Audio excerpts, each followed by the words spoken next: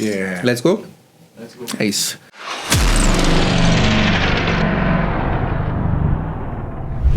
Fala galera, seja bem-vindo ao Generalcast. A gente tá no segundo episódio, eu tô muito feliz. Tô com um cara que, antes de tudo, de ser meu amigo, ele sempre olhou pra mim com olhos diferentes. Ele sempre me apoiou. E é uma coisa que eu quero fazer aqui no podcast até.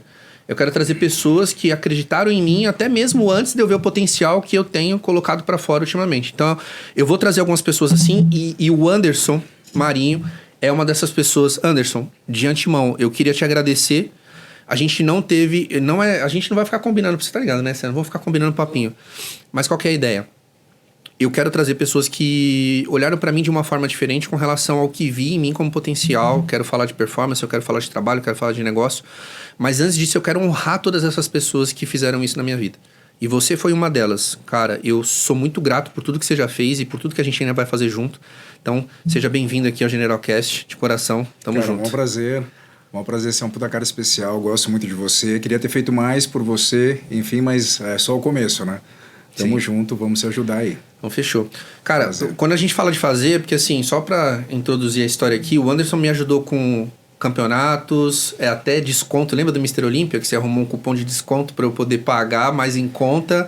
Eu acho que sim, cara, eu não lembro, mas pra mim foi 2019, tão importante. 2018 foi o Mr. Olímpia, meu último campeonato. Tá. Eu tava numa pindaíba absurda. Eu não tinha dinheiro pra poder pagar a inscrição. Você falou, cara, se tiver indicação de pessoas pra poder ir pra lá, você tem, aí eu te dou um cupom, você paga mais barato. Então, essa foi uma das coisas que você fez por mim. E só o papo que a gente sempre teve. Cara, o Anderson, você é empresário, empreendedor, modelo. Modelo não. Modelo, mano. Modelo não.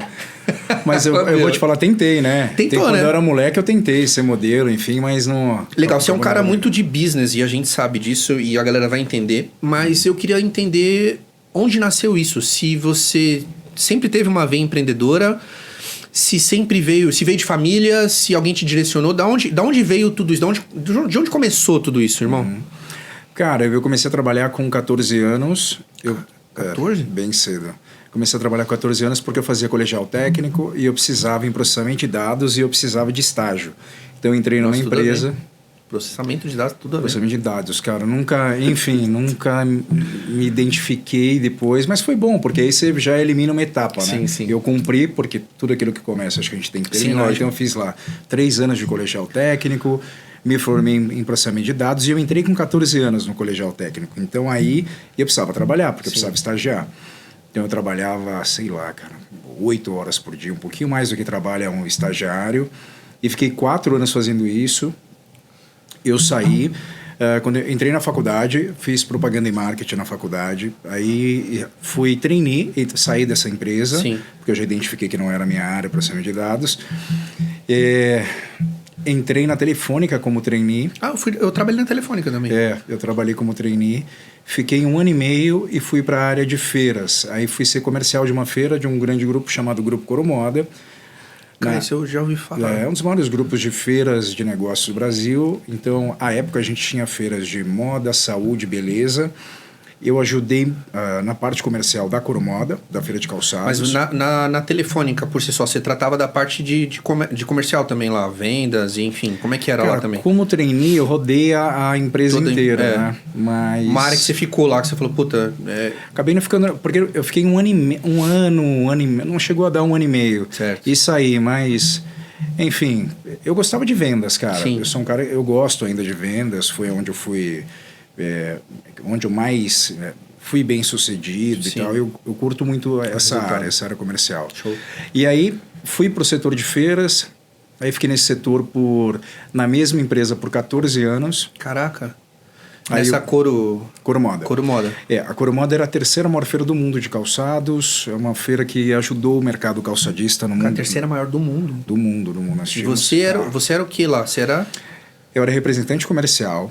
Depois eu criei um produto para eles no meio do caminho. Depois de 3 ou 4 anos eu vi que a conexão, os clientes que visitavam a nossa feira eram compradores de calçados, lojistas e distribuidores e importadores de calçado. Sim.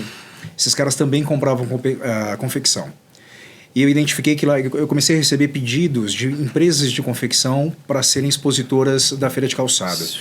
Aí eu abri um setor dentro da feira e convenci os donos da empresa a criarem a São Paulo Prêt-à-Porter, uma feira de confecção. Então eu criei o nome, eu criei toda a estratégia. Esse Cara, projeto... você viu a oportunidade e tipo assim, mas você tirou o embasamento da criação de onde?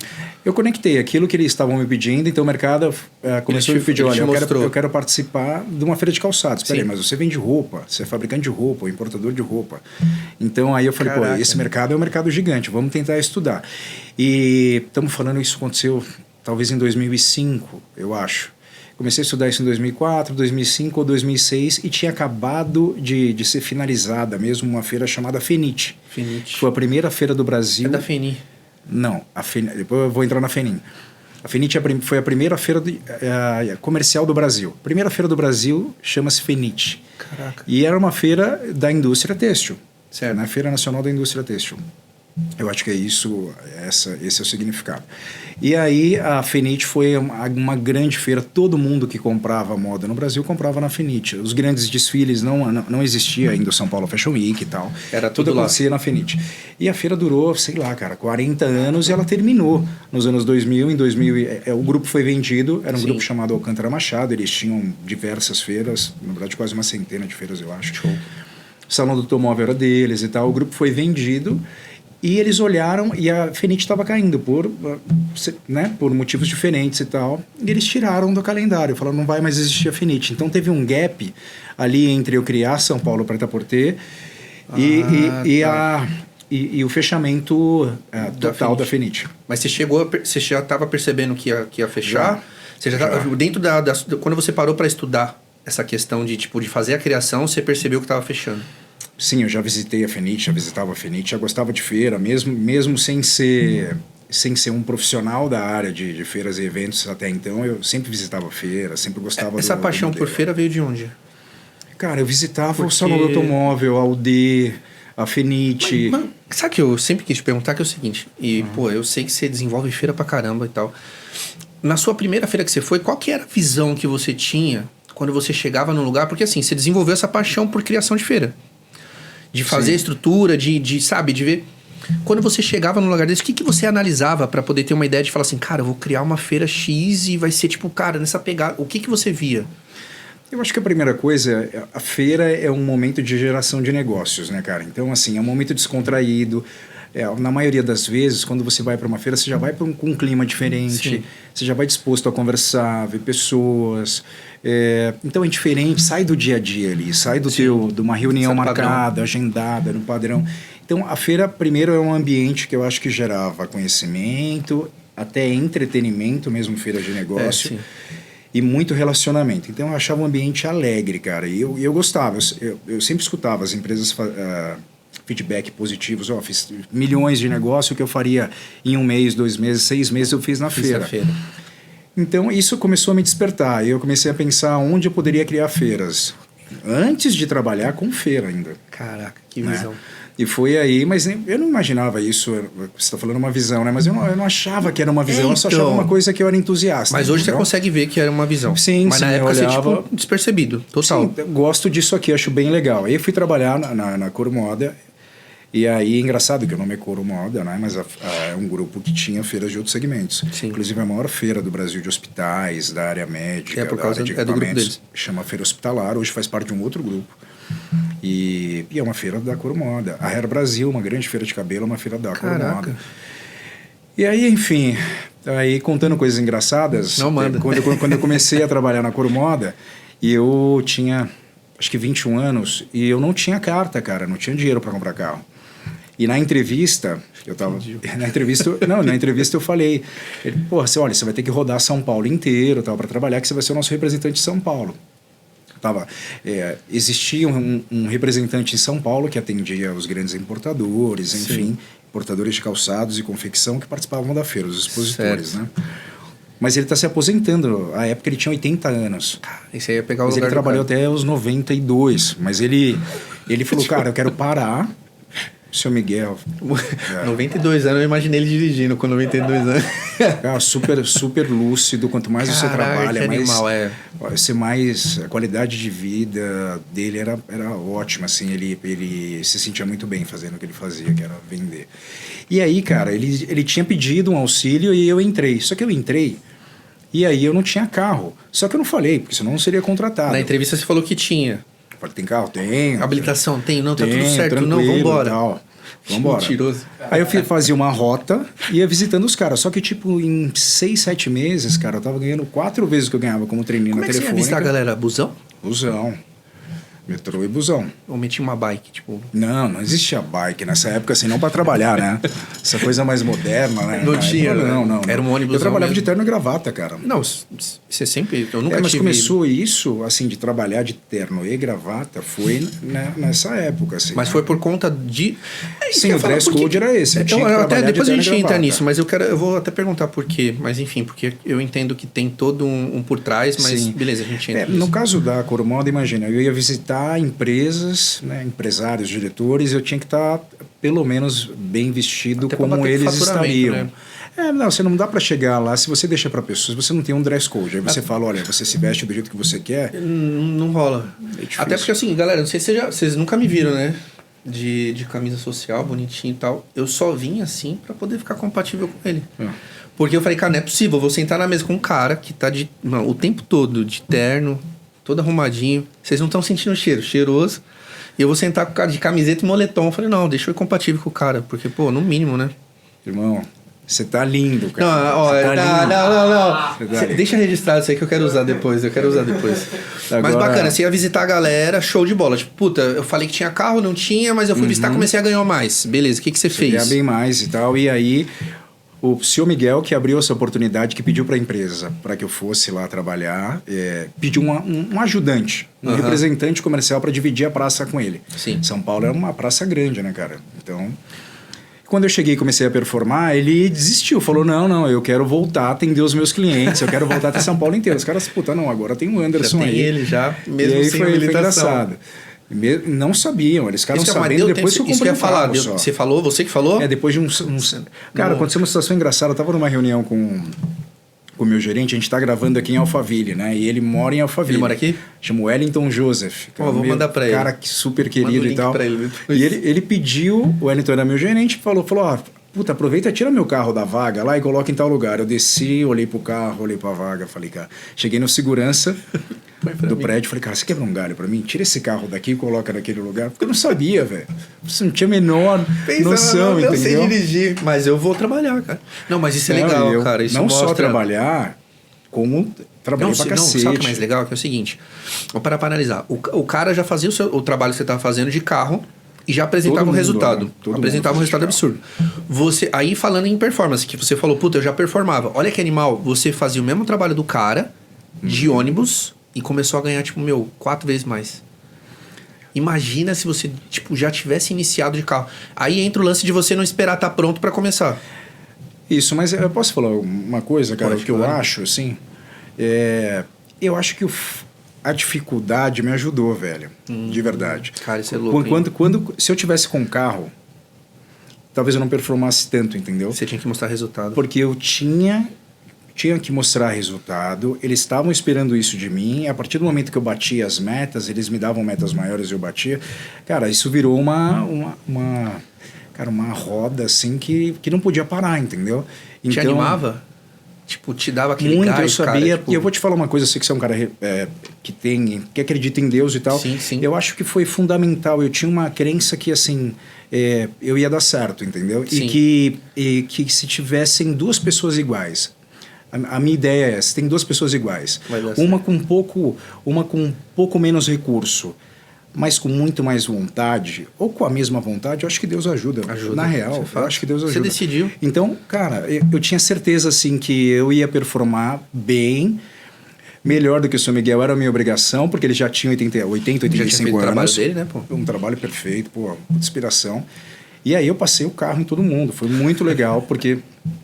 A partir daí... Isso é o melhor, cara, que eu sou movido a meta também. E hoje a gente tava até falando de manhã na reunião, a gente teve uma reunião na empresa, e assim, você falou uma coisa que até, é uma coisa que eu venho vivendo e, pô, você acompanha a minha história, você sabe disso. E eu nunca tive dúvida que eu ia dar certo, cara. Sim, Nunca tive dúvida. Então, assim, era só uma questão de tempo. E eu nunca me apeguei ao tempo pra dar certo. Eu só falei o seguinte, eu vou fazer até dar certo. E é a mesma visão que eu vejo em você com relação ao que você estava fazendo. Ah, você vai fazer? Vou. Como? Não sei. Mas até dar certo eu vou fazer. E você fez. Cara, então eu já me identificava já me reconhecia como um grande vendedor. E aí eu só precisava fazer visitas. Quanto mais visitas eu fizesse, eu tentar... Fiz um plano para resgatar os clientes que no passado o senhor Miguel não conseguia atender. O cara participou da feira em algum momento, mas saiu. Foi uma carteira de cliente então, já. Eu peguei os clientes antigos, comecei a reativar e acho que tudo foi um momento de mercado. Foi um momento importante também que as empresas estavam importando, pararam de fabricar no Brasil e começaram a importar muita confecção, China e tal. E nesse momento, a base dessas empresas era São Paulo. Porque é o seguinte, os maiores expositores da feira de calçado que eu trabalhava até então estão no interior de São Paulo, onde estão as fábricas, e no interior do Rio Grande do Sul. Então, em São Paulo, eu não tinha muitos clientes em São Paulo. Só que nesse momento começaram a vir os escritórios para São Paulo e esses importadores começaram a estar em São Paulo. Então, eu estava correndo para o lugar certo, na hora certa e hiper preparado, porque eu estava com sangue nos olhos, entendeu? Não, isso aí eu chamo de Deus, cara. Sim. Porque é justamente que entra uma questão de tipo assim, como é que isso aqui aconteceu? Ah, mas pô, o cara tem sorte. Não é que eu tinha sorte, eu tava pronto. A sorte ela veio na hora que eu tava pronto. Ela me pegou no jeito, só que você tava preparado. Então, cara, isso é, bizarro. E aí você imagina, né? Então era uma empresa que, a empresa já tinha 35 anos de existência, muitos funcionários estavam lá há 15, 20 anos e tal, então eu era o mais jovem de toda a equipe. Você lembra quantas horas você trabalhava por dia nisso? Só para poder, trazer para... Eu não lembro, acho que, assim... Ou você nem se apegava, se tiver que trabalhar, vamos trabalhar... Não, eu batia a meta, tem que visitar 8 clientes. Peraí que você deu uma agora, você ouviu ou não? Mas não importa, eu só batia a meta, é isso, o foco era a meta. E é justamente isso que é legal, cara. Não ligava muito pra isso e tal. Porque vendia antes até, mano. Dava meio-dia e já tinha batido a meta. Dinheiro, cara, você se empolga com aquilo. Você precisa ter alguma coisa pra se empolgar, né? E no meu caso, naquele momento, era o dinheiro. Então, enfim, foi muito legal. E aí, mas o mais louco dessa história ainda foi o seguinte. Depois eu comecei a trabalhar numa outra feira deles, chamada Hera Brasil. E aí, eu vendo essa história da confecção, eu criei a feira, voltando a um assunto, que é São Paulo Prêt-à-Porter. Criei pra eles a feira. Certo. E fiquei sendo o gestor, responsável pela feira, nada mais justo, eu criei isso. Você criou a ideia tua? Tal, criei, fiz tudo, cara. E a feira foi um sucesso, a gente, hoje seria uma das maiores feiras do Brasil. Ela foi a maior feira do Brasil no segmento, em 4 anos, e ela hoje seria, como as empresas mudaram os investimentos para o digital, então as feiras que eram gigantescas antigamente, se elas não se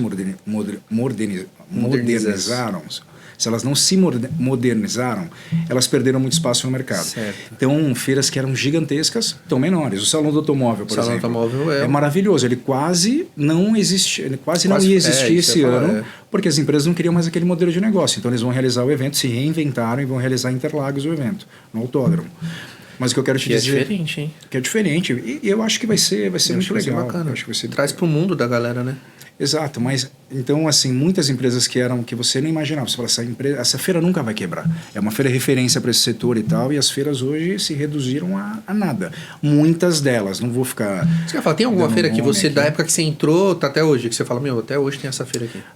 Ou ela se renovou, A própria Coromoda, num tamanho muito menor. A Coromoda hoje tem 10% do tamanho do que ela tinha quando eu entrei. Caraca, meu. Isso por uma série de fatores, cara. Outras feiras, eu acho que a falta de renovação, não só a Coromoda, outras feiras. Tem uma feira que se chamava Gift Fair. Uma feira muito legal, uma referência, uma feira de decoração para casas, né? Casas, escritórios e tal, decoração. Era a maior feira de gifts e decoração, talvez a segunda maior do mundo, a maior da América do Sul, com certeza. Meio que um Leroy Merlin ali, né? Parecido, só que quem comprava era o lojista. Né? Direto. Exatamente. E aí, cara, uma feira que era o sonho de qualquer promotor de feira ser dono dessa feira. Era um auge, assim. Cara, o faturamento é absurdo. Enfim. E aí eles tinham 2 edições por ano. Então faturavam muito, muito dinheiro. Quando a feira é muito grande, cara, você faz uma edição só por ano. Eles tinham 2, a feira é gigantesca, eles tinham 2 edições por ano. Mesmo com faturamento alto, eles faziam faturamento gigante. É um mercado muito bom, né? Mercado de casa, home e tal, é um mercado muito grande. E se mantém, né? Muito, demais. Imagina na pandemia agora, as pessoas redecoraram as casas. Verdade, tem essa. Cara, é um mercado gigantesco. E aí, o que aconteceu? Os grandes expositores dessa feira, estou te dando só um exemplo de uma feira que, por exemplo, não existe mais. Sim. Os grandes expositores em 2014 ou 15 se reuniram e falaram, olha, a gente acha que está muito caro o valor do metro quadrado, né? Porque para o expositor participar de uma feira, ele paga o valor do espaço, certo. Depois ele paga a montagem. E falaram, a gente vai criar uma feira. E os donos, essa informação chegou até os donos, mas eles olharam e falaram, cara, a gente, o nosso tamanho, eles, assim, por méritos, né, próprios, já estavam extremamente bem tranquilos, muito bem sucedidos até hoje, e não deram tanta atenção para aquela informação. E aí também um pouco de descrédito. Você falou, cara, também, o que vai acontecer? Os expositores ameaçaram, resumidamente, saírem da feira, os maiores, e montarem uma associação. Foi isso que aconteceu, cara. Essa feira existiu durante, acho que 25, 30 anos. Em 2014 ou 15, os maiores expositores se reuniram. Em 3 meses, eles acabaram com uma feira. O valuation da feira, das duas edições, era em torno de 400 milhões. Não, a empresa já tinha recebido oferta de 350, 400 milhões pelas 2 edições. Os donos não venderam. Em 3 meses, a feira terminou. Acabou a feira. Os maiores expositores montaram uma associação. Eu não sei se é sacanagem. Eu não diria que é sacanagem. É muito louco isso. Eu diria que é... Cara, é mercado. Você precisa estar no mercado. Você precisa escutar os caras. Você precisa entender. Mas você acha que foi até, por exemplo, foi esse descaso deles aceitarem que precisava ser feito dessa forma? Eu acho é difícil falar em descaso, mas falta de atenção, cara. Assim, precisava ter alguém muito com acesso ali às duas partes. Certo. Porque normalmente não é o dono da feira que fala com os maiores expositores. Isso já é um erro. O dono da feira precisa falar com todo o expositor, mas com os maiores é obrigação dele. Não pode ter um gerente ou só um diretor que fala. Nesse caso, me parece que foi isso. Então, os donos não deram atenção para a informação que veio do comercial, de quem estava na rua, ouvindo os caras e tal. E a associação foi feita. Até te convido para visitar a feira, chama AB Casa. Hoje a gerente geral, enfim, a Patrícia... Não, sabe que eu tô com você, independente. Bom, pode ser a feira que for, né? Não, a AB Casa é um exemplo, é uma associação. Então, hoje eles pagam metade do preço que eles pagavam em 2014 por metro quadrado. A feira é muito mais luxuosa, porque é uma associação sem fins lucrativos. Então, todo o dinheiro arrecadado é revertido para a feira. Para o promotor de feira, para o cara que o core dele é construir e vender feira, foi horrível o que aconteceu, mas para os expositores, para esse segmento específico deu super certo. Nos Estados Unidos, o que mais tem nos Estados Unidos são associações donas de feiras, das maiores feiras do segmento. Se esse modelo não é de fora. Nos Estados Unidos tem muito isso, cara. Grandes feiras sendo cuidadas por associações criadas e geridas e tal. No Brasil ainda, e na Europa também, os grandes promotores de feira que são donos da maioria das feiras. Você acha que isso aqui traz para cá, dá certo, se for trazer num contexto geral para a maioria? Você precisa ter uma união dos expositores, você precisa estar muito presente junto normalmente ao mercado. Não tem, né? O case da Becasa é o case mais... É um case de sucesso assim, ali para a gente poder... baita falar. Case, e para mostrar aquilo que você me perguntou no começo, feiras que acabaram, né? E feiras que se remodelaram e feiras que se mantêm até hoje. Então, é isso, o mercado vem se transformando, mas é isso, cara. Em que momento dessa questão de feira, para você, até dentro do que você vinha fazendo, que você meio que, caiu no fitness? Porque, para quem não sabe, né, o Anderson... Agora não, porque a feira foi vendida, né? Uhum. Mas o Anderson, ele foi dono, gerente... Dono. Criei. Ele criou a maior feira fitness que tem aqui no Brasil. Não sei se tem alguma maior que ela, né? Que é a Brasil Trade Fitness, onde eu fui embaixador durante 3 anos consecutivos. Sim. Então, participei de campeonato, era representante, participava da sala VIP junto com a galera lá, com os atletas. Só atleta de nome, Jay Cutler, Ronnie Coleman, Flex Felipe Rios, Franco. Felipe, todos esses lá. Vocês têm noção? Pra galera do meio do esporte, vocês não têm noção do que é isso por um atleta. É você ficar numa sala VIP, onde você vê toda a galera que é do esporte. Você tá gostando? Você quer ficar forte, né? Que eu tô sabendo. toda a galera do meio fitness de fora vir pro Brasil e você olhar pra um cara tipo o Ronnie Coleman, pra quem não sabe. Sim, um ícone, né? Porra, do esporte, não tem uma pessoa que não conheça esse cara. E se olhar, ele tá sentado do seu lado ali. Então, assim, eu via muita grandeza na feira. Antes de te conhecer, eu já conheci um pouco do seu trabalho, mas quando eu fui contemplar a feira, apesar que eu queria até não conseguir os vídeos e as fotos de quando você me convidou pra ser embaixador da feira. Foi muito legal, né? Não, foi muito top. Muito legal, eu tenho em casa, num drive, legal. de repente eu subo até nos cortes. Mas em que momento você conseguiu, ou você caiu assim, tipo, puta, não, fitness também rola, cara. Eu tô vendo um crescimento aqui e tal. Cara, assim, eu sempre gostei muito de treinar. A minha genética... É mesmo? A minha genética, eu sou um cara muito magro, então... Eu tenho Vamos antes da feira? Da onde que veio esse shape aí, cara? Cara, então, porque você sempre gostou de treinar, beleza? Eu sempre gostei de treinar. Eu era muito magro, mas muito magro. Não, tipo nós, né? Tamo junto. Né? Você sabe, né? Muito. Éramos Éramos muito magros e tal. Então, eu era muito magro e aí... até pra... Tipo assim? Tipo César, mano? Tipo César, cara. César, parecido. Mas... Dá jeito, César. Não, mas eu te falei.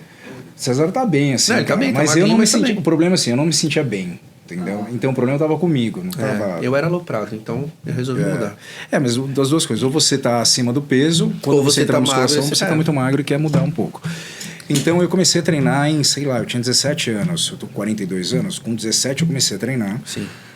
E aí eu sempre gostei de treinar e quando eu entrei no mercado das feiras, não existia uma feira de suplementação no Brasil, mas ao longo do tempo foram surgindo duas grandes feiras, uma Expo Nutrition, depois o Arnold veio para o Brasil e isso começou a me chamar a atenção, né?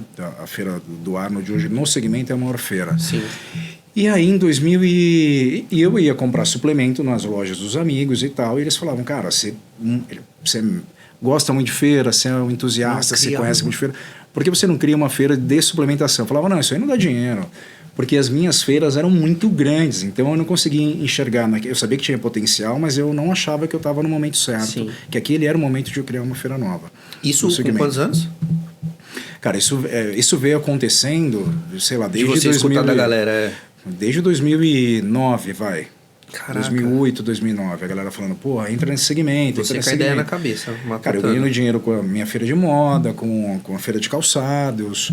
E, enfim, não que eu precisava consolidar a feira de moda, por exemplo, né, mas não olhei. E aí, quando eu saí da Coromoda em 2014, para ser sócio de um evento chamado FENIM, um evento que eu sou sócio. Isso, enfim, você é sócio até hoje?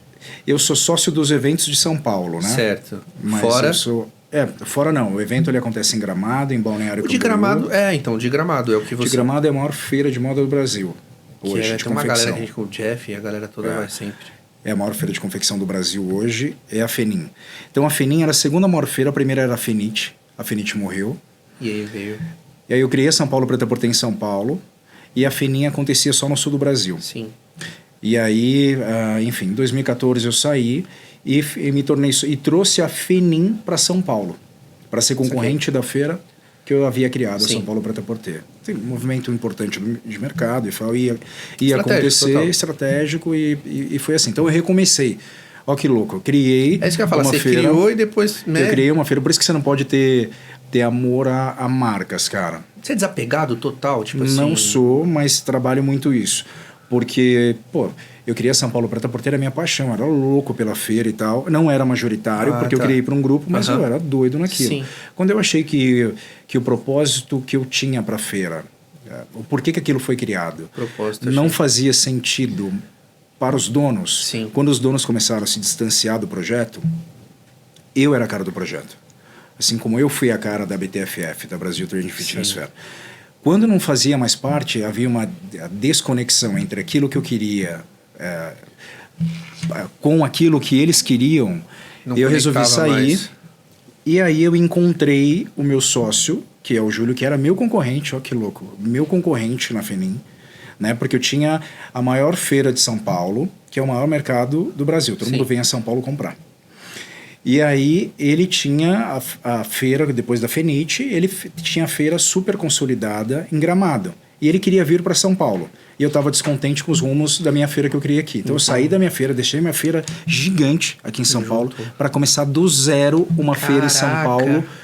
Porque é o seguinte, a feira de Gramado, ela continua em Gramado. E a feirinha era um grande sucesso em Gramado. E aquele friozinho na barriga não rolou? Demais, pô, desesperador. Mas enfim, em 3 anos eu já era maior do que a feira que eu havia criado, que era gigante. Ficou grande. Para os parâmetros de hoje, seria uma feira gigante. Posso falar que você hoje é um dos maiores criadores de feira? Cara, ou você você se muitos intitula, você grupos, tem outros grupos, beleza, mas pô... Cara, assim, ó, eu criei então a São Paulo Prêt-à-Porter, depois eu saí, trouxe a feirinha para São Paulo, então eu criei uma feirinha em São Paulo. Né? E aí isso foi em 2014, aí brigamos 14... Não, isso foi em 2014 que eu criei, 2015 foi a minha primeira edição. 2015, 16, 17, quando eu estava consolidando a minha feira de confecção em São Paulo, minha nova feira, a FENIM, né?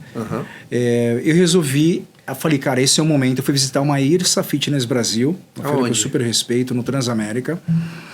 E aí, que é a maior feira de equipamentos da América do Sul e tal.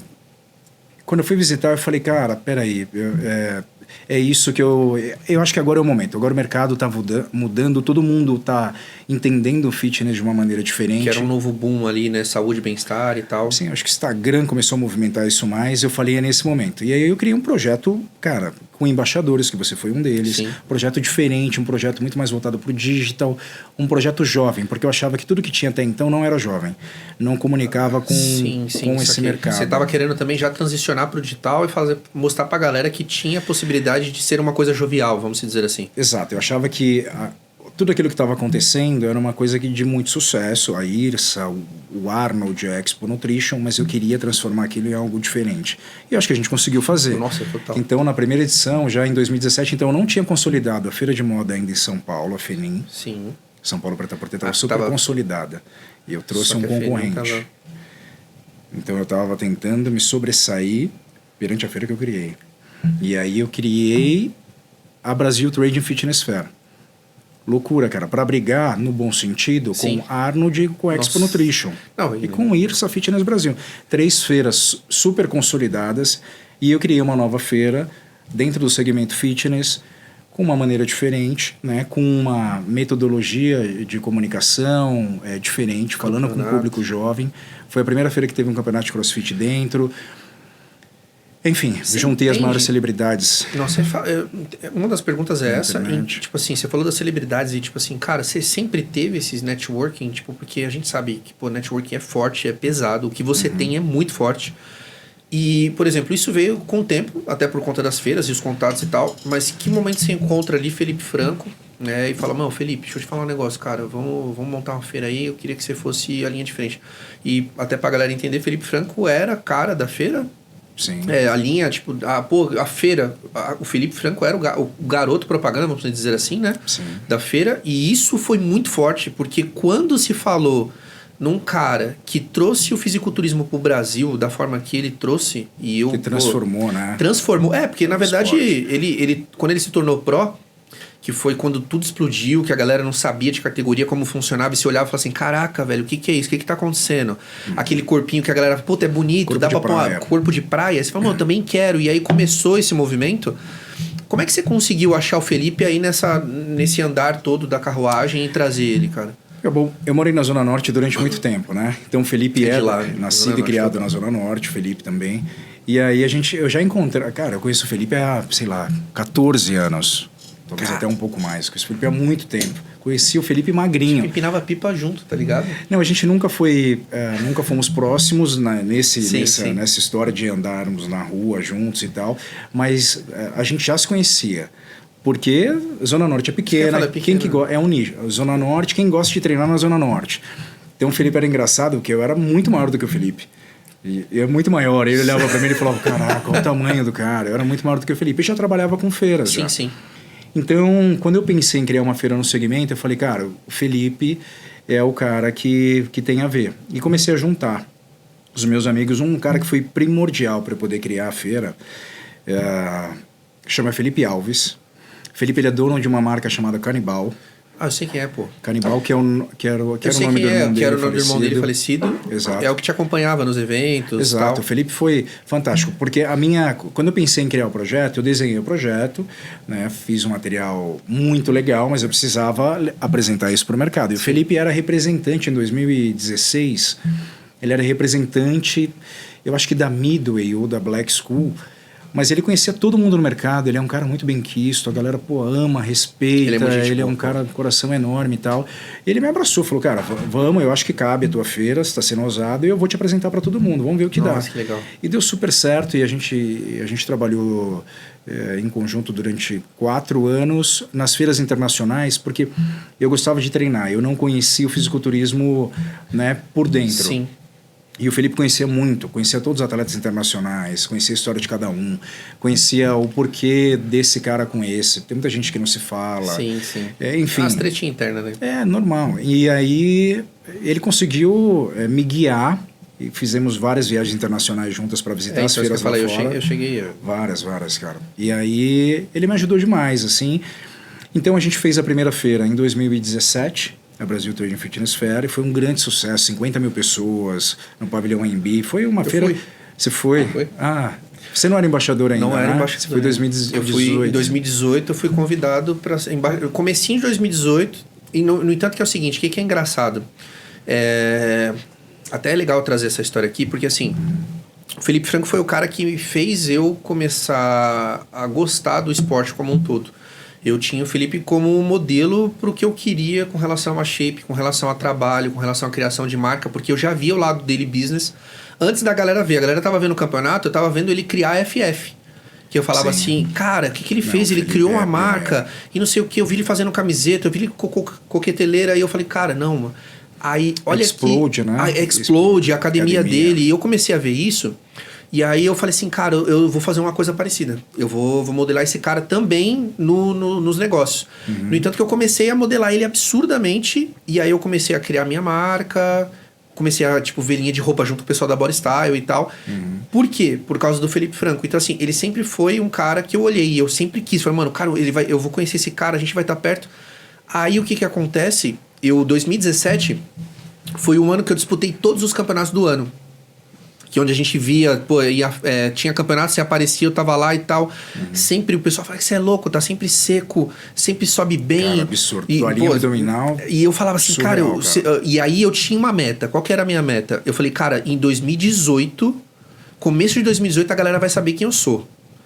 2016 eu me programei pra 2017 só comer, treinar e dormir. Eu fiz isso. Então, me programei financeiramente porque eu ia me dedicar muito ao esporte. E eu disputei todos os campeonatos. Aí, quando chegou o começo de 2018, começou a vir os patrocinadores. E aí, Barbosão, Mandubim, suplemento e tal. E aí, eu fui fazer o lançamento da marca da Vitamax. E aí, foi o evento que você foi convidado. E aí, você pegou e... No evento... me convidou para ser embaixador da feira, que o Felipe Franco era a linha de frente. Sim.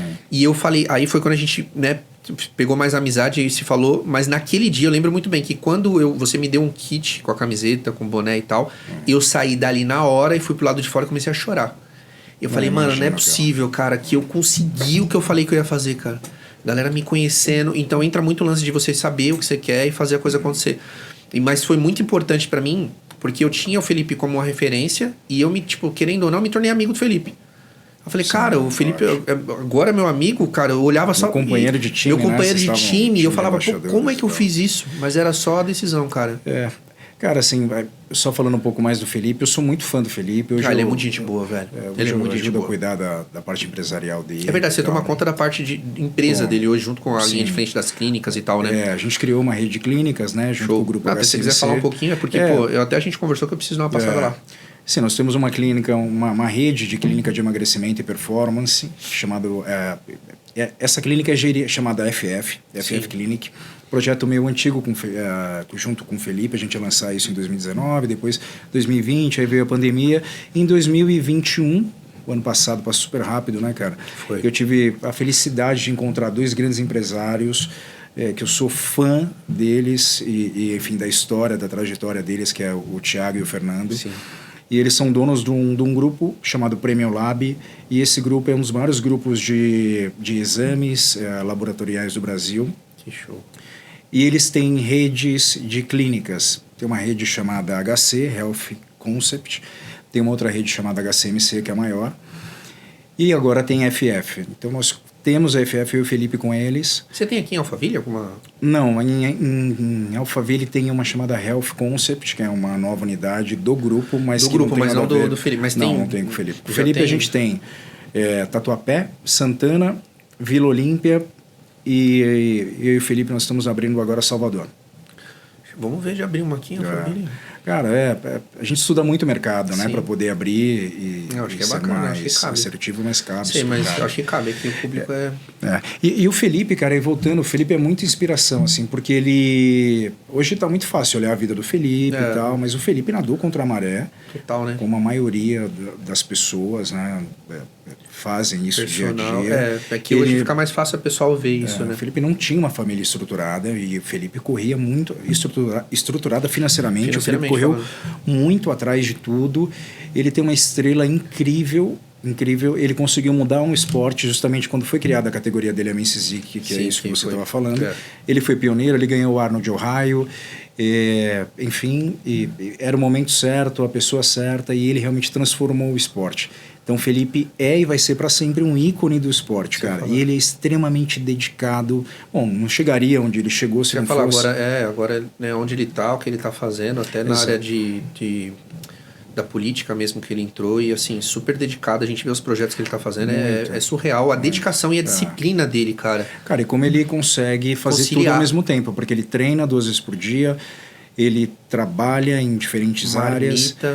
Ele tem que comer certo. Velho, e eu vejo ele comendo lá na... isso faz parte, Felipe. Cara, isso é muito legal, porque você sabe, eu sou assim, e é o que eu falei, eu modelei tanto ele que, por exemplo, eu vou em eventos hoje, como, aqui em Alphaville, vira e mexe, eu tô em algum evento, algum network, alguma coisa, eu tô sem... A galera fala, cara, o Nascimento chegou. Porque, viu eu que eu tô com uma bagzinha na mão, com a minha comida e tal, isso faz parte do meu lifestyle, na verdade. E eu entendo o Fê. Quando ele tá nos locais e que ele tem que levar, ou que de repente precisa preparar, ou que ele pede, porque isso não é que ele faz por conta do que ele quer. É porque já se tornou uma coisa, na veia dele mesmo, entendeu? E o Felipe, ele tem, assim como todo atleta, cara, o bodybuilding é um esporte muito maluco, assim, né? Porque você olha a dedicação, e você é um atleta, né? Que precisa ter a dedicação semanal quando você mexe com comida, alimentação, e o bodybuilder ele tem o poder da transformação do corpo. Né? Então isso é a coisa que eu mais acho incrível. Assim. Então você olha, o Felipe em janeiro de 2021 e o Felipe em abril de 2021 e depois em setembro, quando ele competiu em Portugal. Que foi depois das férias dele e tal, né? Talvez é outra pessoa. Então vocês fazem, como atletas, o que vocês querem com o corpo. Isso é surreal. Isso é uma coisa que às vezes a pessoa fala, eu não consigo perder essa barriga aqui. Não, presta atenção, veja o que um atleta faz. É isso. Então isso é resultado de... Hoje, né? Sim. Muito conhecimento, você tem conhecimento gratuito na internet, você tem ótimos médicos. A profissão, cara, de nutricionista, antes ninguém olhava para nutricionista. Hoje é uma profissão, já há 2, 3 anos, é uma profissão muito reconhecida. E só cresce. E os atletas, você vê que antes o bodybuilding era até chamado de um esporte de uma maneira pejorativa. Porque a gente era taxado até, e isso era uma bandeira que eu... É bandeira, né? É que todo mundo olhava sempre para um cara que tinha um físico bom e bonito e achava que o cara era burro por algum motivo. Exatamente. Porque ele queria recompensar o fato dele ter um shape legal. Não, ele tem um shape bonito, ele é burro. Então, não podia ter uma junção dos dois. E aí eu falei, cara, quando eu até voltei e comecei a estudar mais para entrar pro business, eu comecei a falar, cara, na boa, isso precisa ser quebrado, isso precisa ser tirado, porque uma coisa tem nada a ver com a outra. Exatamente. Então, olha pra você, você tem um shape bacana, até você falou da questão de como você começou e tudo mais. E e eu acho que até ajuda você. Toda a conquista que você teve no seu corpo e toda a dedicação que você teve nele, com toda certeza te ajudou nos seus negócios, com toda certeza te ajudou com relacionamento, com tudo, sua autoestima, porque você, em primeiro, se cuidou e entendeu que isso fazia bem pra você. O que a galera normalmente aponta o dedo é porque elas não têm metade da coragem que um atleta tem de fazer a coisa acontecer. Olha, eu acho que depois do boom do Instagram, sei lá, de 16 pra cá... Né? As pessoas começaram a olhar de uma maneira diferente. Isso que eu ia falar, agora é bem diferente. Eu tenho amigos, cara, super bem-sucedidos, donos de construtoras, donos de, enfim, outros business em diversas áreas que eles falam, olha, eu tenho tudo aquilo que o meu sócio também tem, dinheiro, reconhecimento e tal, mas eu tenho shape. É isso. E isso ele não tem. Virou Mas por que, meio por que ele não tem? Porque o shape não demanda só dinheiro. Isso. Obviamente você tem que se cuidar ajuda, com dinheiro. Mas depende da tua dedicação. Sim. Não dá pra comprar, né? Não dá pra comprar o shape. Você pode fazer uma plástica, você pode fazer, mas você vai perder essa plástica rapidinho. Isso. Mas o shape, cara, então é isso. Então eu vejo que muita gente... o fisiculturismo é interessante por isso. Ele molda a tua mente, através dela você molda o seu corpo e você prova que é possível coisas que muita gente acha inacreditável. Então, foi você que falou uma vez pra mim, falou, cara, não dá pra desconfiar de alguém que consegue, tipo, de um atleta, não dá pra subestimar um cara desse tipo. Não dá. Quando você olha para um bodybuilder... Isso um americano me falou isso em 2017. Eu estava visitando um dos eventos, talvez o Arnold, John Ohio, não me lembro, ou Mr. Olympia em Las Vegas, não me lembro. E um cara falou, cara, eu olho para um bodybuilder e nos Estados Unidos as pessoas admiram demais. Param na rua, admiram, cumprimentam. E aqui é diferente. Aqui, até então, em 2000... Hoje eu já acho um pouco diferente, mas em 2017... Hoje ainda tem, mas é... Menos, cada vez menos, cara. Sim. E aí... E eu perguntei o porquê, né? O que ele achava. Perguntei para um atleta o que ele achava, por que as pessoas paravam e falavam com ele e agradeciam e se inspiravam e tal, e não tinham nenhum tipo de preconceito. Ele falou, cara, se eu consigo fazer isso com o meu corpo, e eu consigo. Agora, por exemplo, ele estava em off-season, né? Então ele estava fora de competição, então ele estava comendo qualquer coisa. Ele, o jeito que eu estou aqui, e daqui 6 meses eu vou estar no palco com 3% de gordura, né? Ninguém pode desconfiar de mim. Eu consigo fazer aquilo que eu quiser, porque a mente eu já tenho. Acabou. Eu sou um vencedor na mente. E é isso, cara. Então esse cara, ele pode quebrar.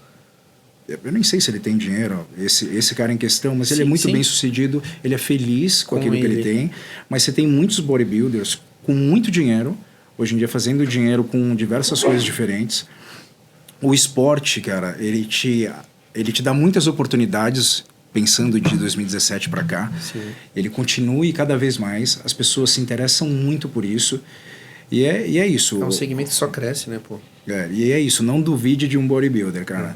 Alguém que consegue transformar o corpo em 6 meses, real. Você não pode duvidar, esse cara, se ele vai transformar a empresa dele, ele vai transformar o casamento dele, ele vai transformar a vida dele. Olha que legal, né? Você falou, o ano passado, agosto do ano passado, eu tomei uma decisão, falei, cara, não, acho que eu compartilhei com você, eu falei, cara, não vou mais competir esse ano, eu só volto a competir quando os meus negócios estiverem dando certo. Quando eu tiver, tipo, né, pé no chão e tudo mais.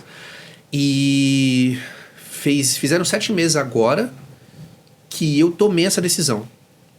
E de 7 meses pra cá, eu me tornei sócio aqui do grupo, do Instituto.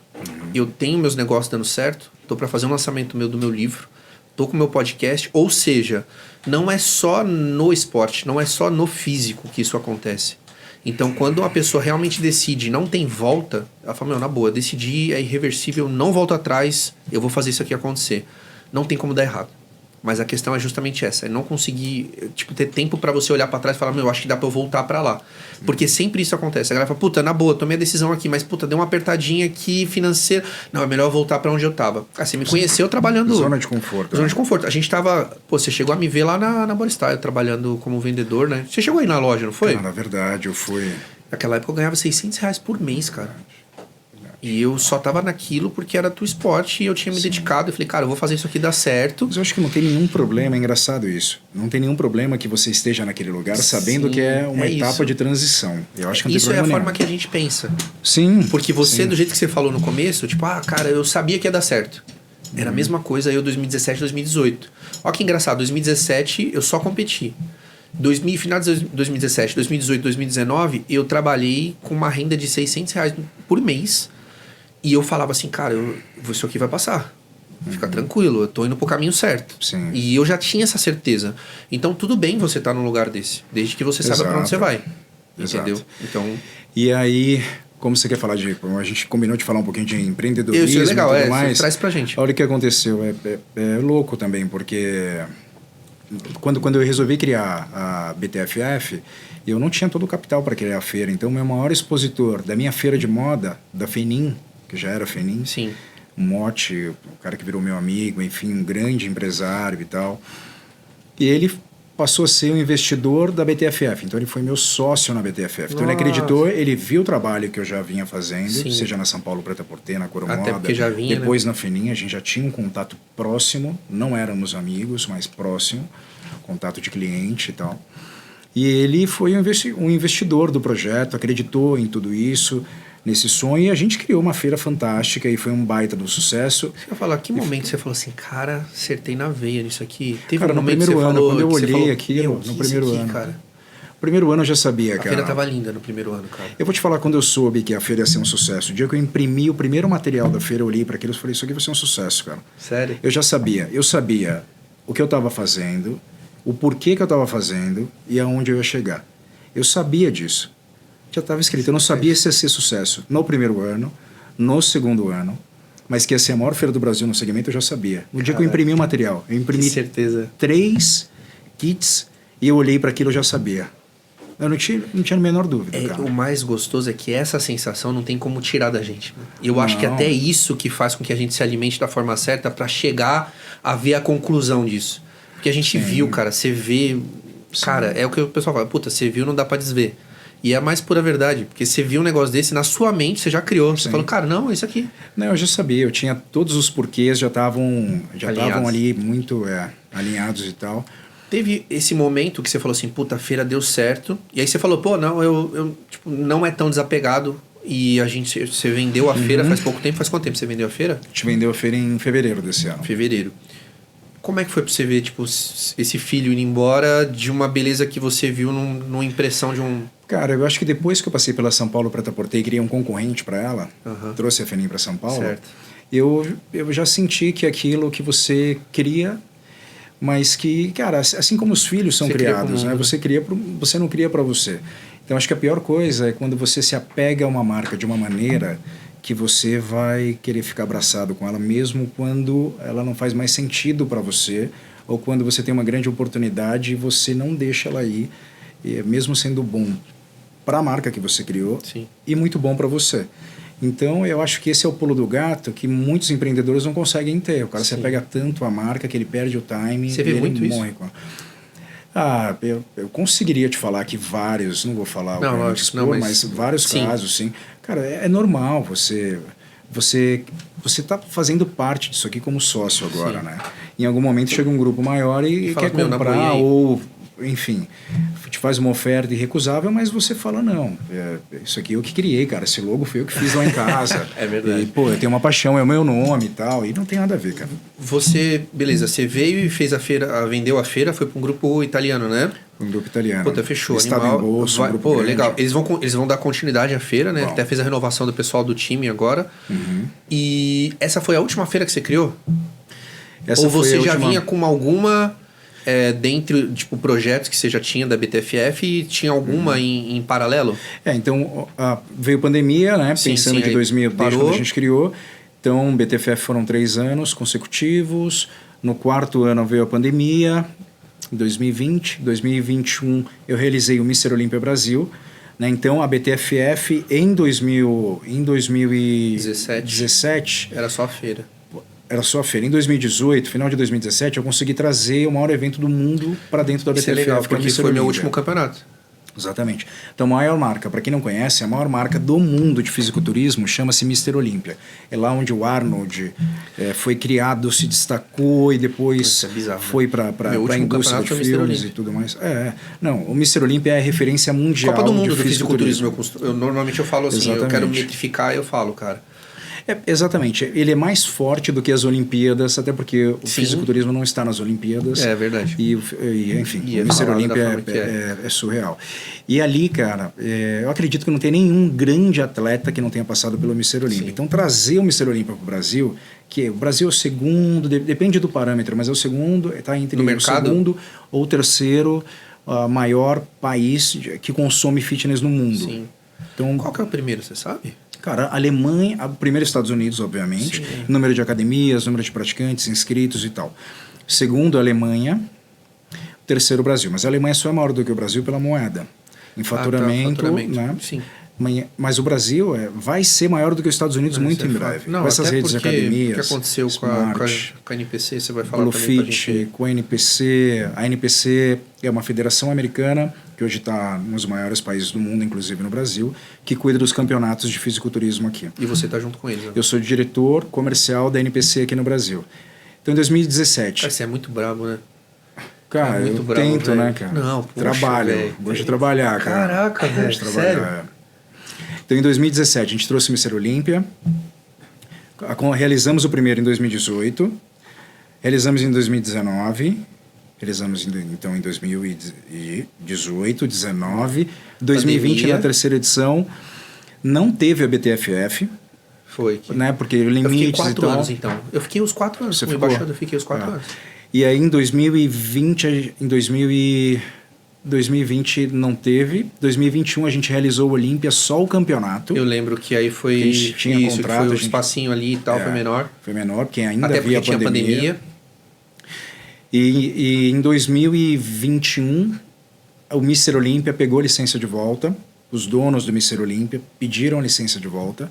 E hoje o Mister Olímpia é realizado pelos mesmos promotores do Arnold, da Expo Nutrition, da Expo Super Show, o grupo que eu fazia, que eu competia, na Que você verdade, competia, né? E hoje são pessoas, enfim, maravilhosas, parceiros, não parceiros de negócios, Mas mas parceiros na vida. parceiros do esporte, né? Sim. Na verdade, assim, todo mundo que está envolvido no mesmo esporte Se for faz pra crescer, parte, né, cara? pô? Na boa, é só... Exatamente. dar uma- Outro aprendizado, né? Aqueles que você considera como concorrentes podem ser teus parceiros num Cara, futuro isso eu sempre- muito próximo. Eu Então, sempre pensei muito nisso, cara. eu acho que a gente deve olhar de uma outra forma para os Sim. concorrentes, sabe?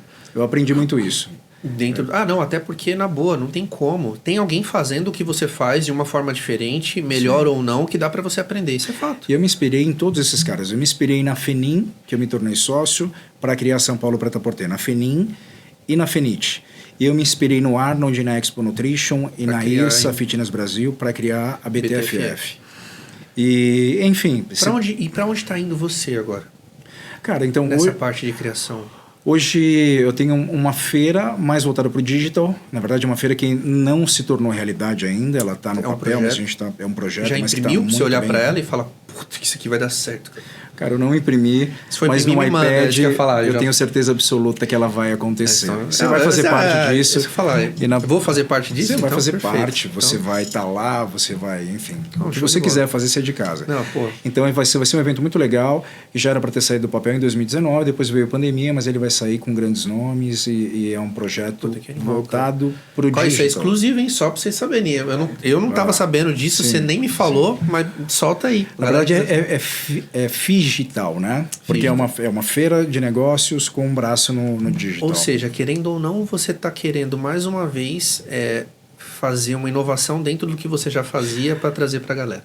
Exato, não abandonei o mercado de feiras. Sim. Agora uma feira mais voltada para entretenimento Sim. e para o digital. É mais ou menos isso. Animal. Isso que eu posso te falar até agora. Ah, isso que eu não posso. Eu tentando tirar mais, ó, você viu que Depois, não rolou, você mas sabe beleza. mais. Então essa você já vinha fazendo junto com tipo assim, paralelo Não, com a é um BTFF, projeto- ou tipo assim, saiu e você falou, cara, Cara, eu preciso fazer alguma é um- coisa nova. É um projeto que eu fui desenhando e fui estudando o mercado e Aham. estava ali esperando o momento certo para ser lançado. Ia ser lançado antes da pandemia com outros sócios, né? Porque nem todo mundo é sócio do mesmo projeto, né? Sim, Você é uma vai ideia. vendo quem acredita, quem se identifica mais com o projeto, Sim. enfim. Tanto que a primeira pessoa a primeira pessoa que soube que eu iria criar uma feira fitness foi meu sócio na feira de moda.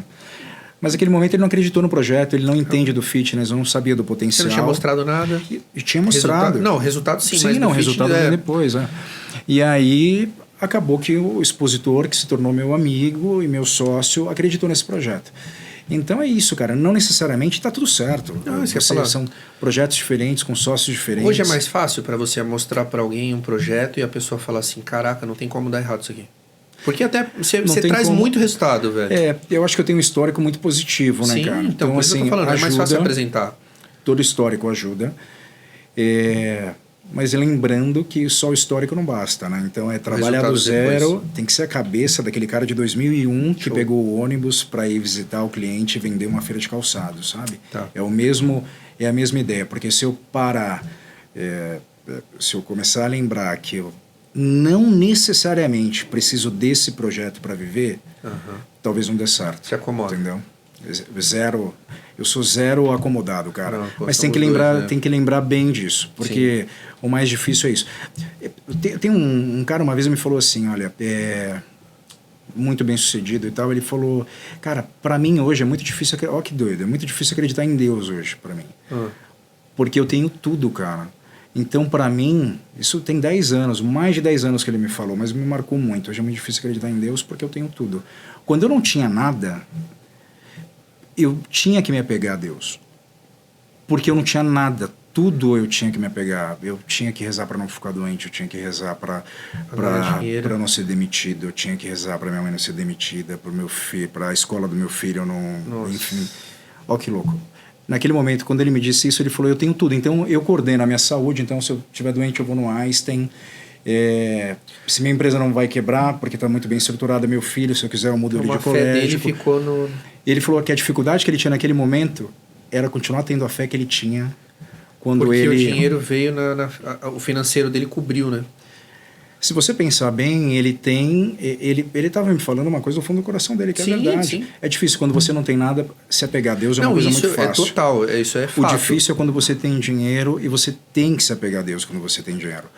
Porque você não é você está no comando da sua vida junto com Deus. Sim. Você não é... dinheiro não aceita desaforo, né, cara? Não, exatamente, mas aí voltando para a história, aquele cara lá de 2001...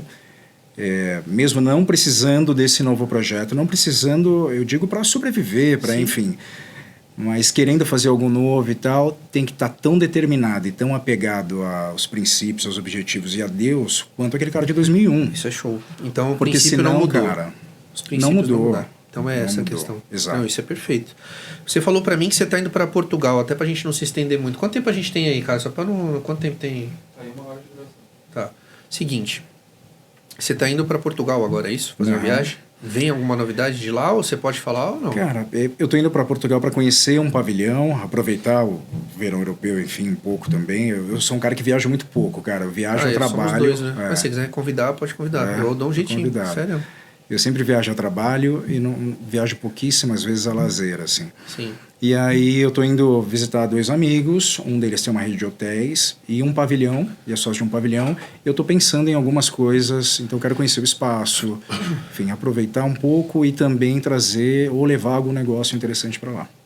Essa visão que você sempre tem de tipo de negócios novos, tipo, putz, que nem você vai agora para Portugal e de repente aconteça de você fazer um negócio lá. É sempre assim? Ou tem algum momento que você fala, você desliga total e tipo assim, não, eu tô indo só curtir? Ou tem sempre em algum lugar que você vai, você consegue ver alguma coisa que você fala, cara, se eu fizer de tal forma isso aqui, em tal lugar, com tal pessoa, fecha um negócio grande, cria-se um negócio, um monstro. Vamos dizer assim. Eu acho difícil você estar em algum...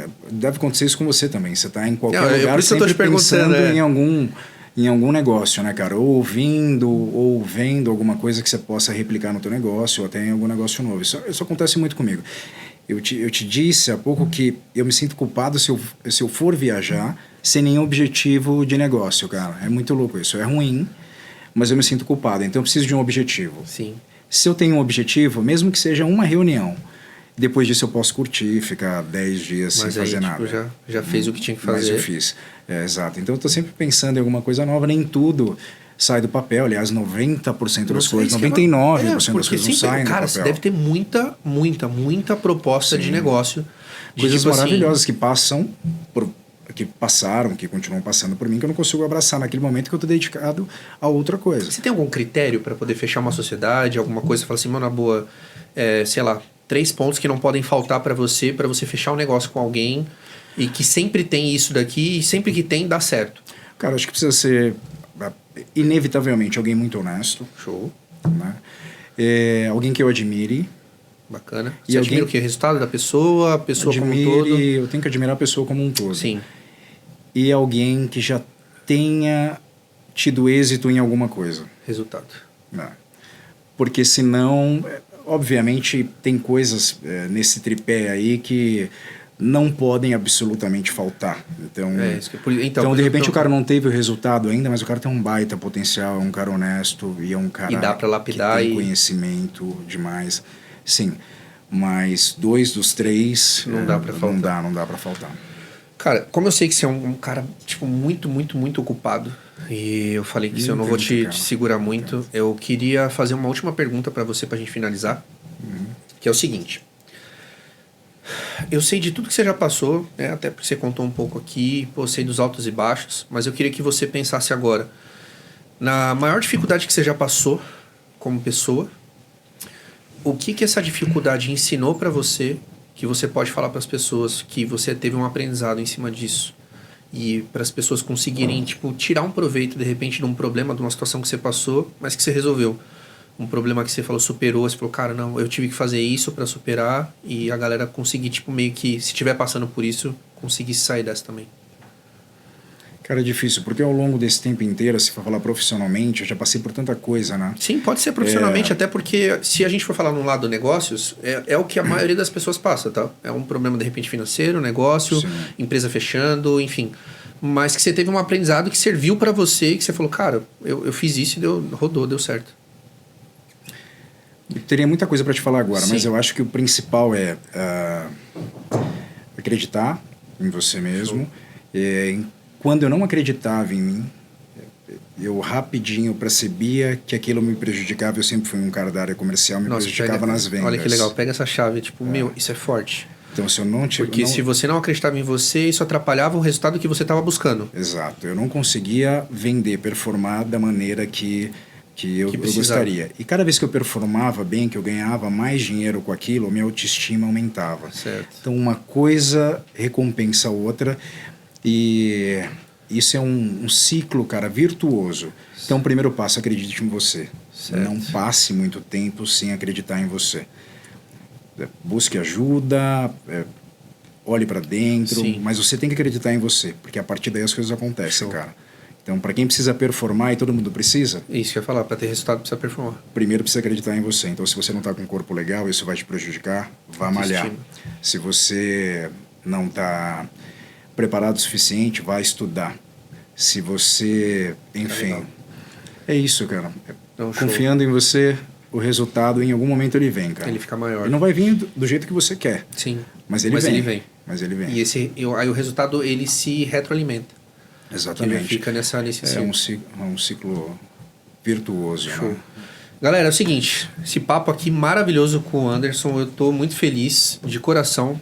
O que eu te falei, eu não queria combinar, a maioria, se não todos os meus podcasts, eu não quero trazer um papel, caneta, eu quero que seja solto, eu quero que seja um papo assim, tipo, pra poder a pessoa entender que não é um combinadinho, é sim, realmente o que eu vivi e o que você viveu pra poder passar de aprendizado pra essa galera, tá? Então, galera, fica atento aí, vem muita coisa por aqui, isso aqui é só o começo, de verdade. É nóis, tamo junto, valeu!